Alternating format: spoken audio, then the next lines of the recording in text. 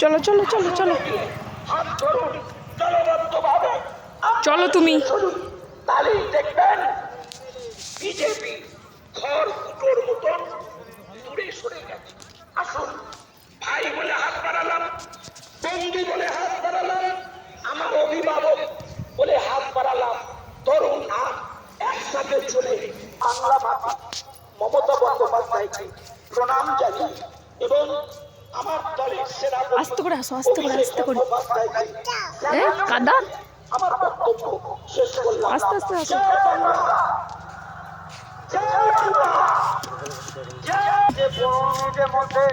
আসো, উঠে আসো, তাড়াতাড়ি আসো। একটু কষ্ট করুন, তার আগে আপনারা চুপচাপ বসে থাকার থেকে আমরা সভাটা চালাচ্ছি। এখন বক্তব্য দেবেন গোঘাট বিধানসভার কন্টেস্টিং ক্যান্ডিডেট, লড়াকু ক্যান্ডিডেট আছেন নির্মল মাঝি মহাশয়।